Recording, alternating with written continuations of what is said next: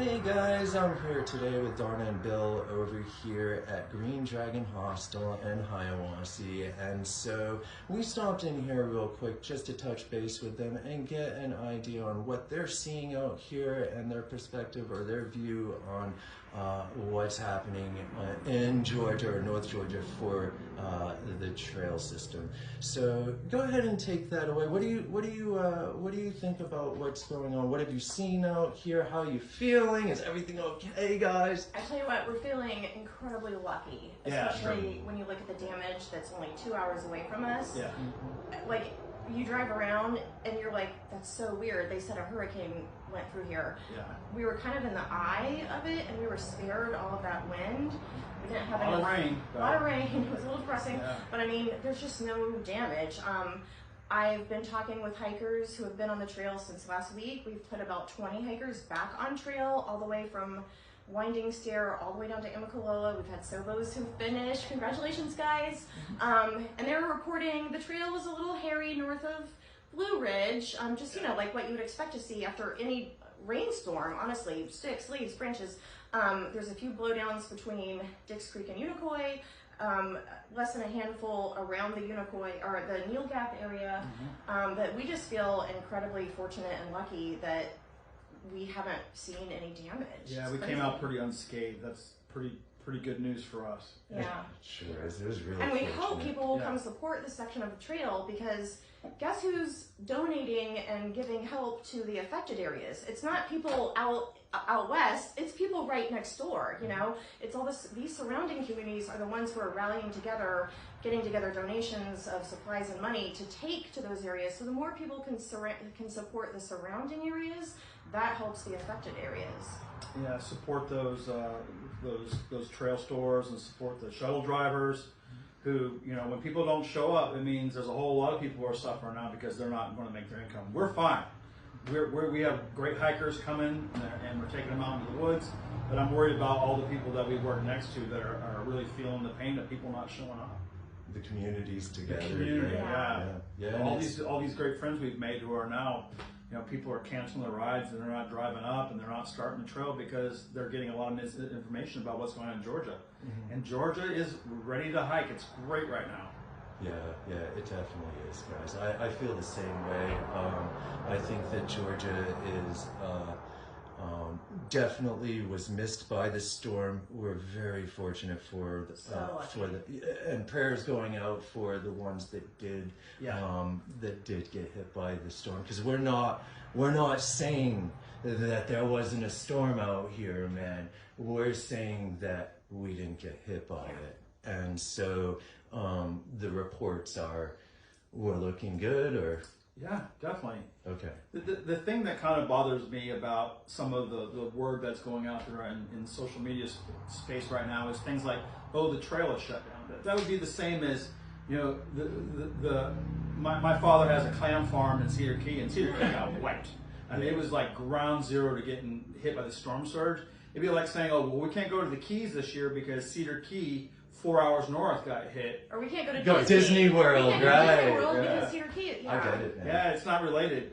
The trail being so destructive in parts of North Carolina and parts of Tennessee has got nothing really. It's not really the same down here. It's not the same place. It's a long way away. It's 200 trail miles away from. Well, you're at mile 52 actually. They're here at Unicoi Gap, and so, or down the road for them, like probably 6 miles or something. And so, you know. Yeah, when we got word that, you know, they were telling hikers not to hike in Georgia. Yeah, totally shocked. The news got out, I mean, that was released so quickly. I thought there is absolutely no way that they've had people on trail doing reconnaissance to see what the conditions are. And certainly no one has reached out to us or you mean like USFS or ATC? No one's reached out, or any acronyms of the trail? Us or any of the shuttle drivers we know, saying like, shuttle drivers that hit every point or pick up hikers everywhere and gathering intel. Have you talked to hikers? What is it like out there? And we take trail safety really seriously. We have refused to put people on trail if the weather conditions were bad, or if they did not have the proper warm weather and rainy weather gear to go. I mean, we have refused to put people on trail for their own safety. So it's something we take really seriously. But when you have hikers saying, yeah, I never even had to take my pack off to go around some of these blowdowns and just walked around, you know? Yeah. Yeah. And we would love, I hope that these acronyms understand that they actually have an army of people who who want to help and take care of the trail, and more importantly, take care of the people on the trail. There's an army of volunteers ready to give intel, to gather data from hikers, to have hikers take pictures of what they see. We're here.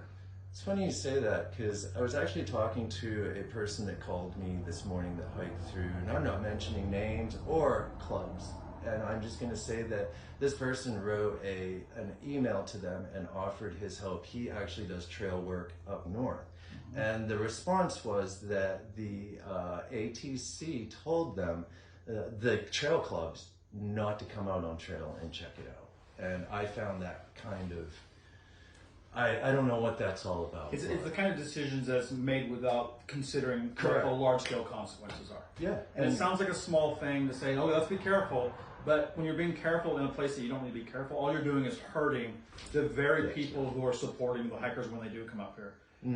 If hikers show up during the bubble and there are no shuttle drivers because they had to move on and get a job, and there's no hostels, and mountain crossing is closed, and trail full is closed. And that has happened. We do know a shuttle driver who finally just gave up and said, well, I guess I'll go get a job. It happens. Yeah, that's not supporting hikers. It's a tough show out here for businesses already.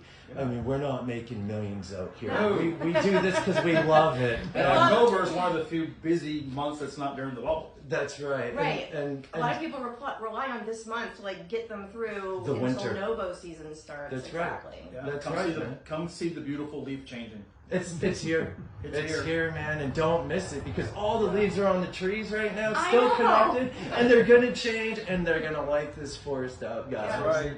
But that's right. Okay, is there anything else y'all would like to say? Have a good day. Have a great hike. Yeah, we look forward to seeing you. We look forward to seeing the shuttle drivers driving by as you wave by and they honk their horns. Yeah, honking all day at us. We look forward to seeing you buying way too much stuff at all the outfitters. And we look forward to hearing your stories and yeah. And we look forward to you meeting Nimrod and him talking to you for at least 45 minutes. And y'all are going to meet Nimrod in a second if you haven't met him, because he's been out here for a minute. Nimrod's good people, man. That's why. Yeah. All right, guys. Thank you so much for that. We appreciate it, man, because I hope this helps the communities as a whole. I do too. Yeah. All right. Thank you.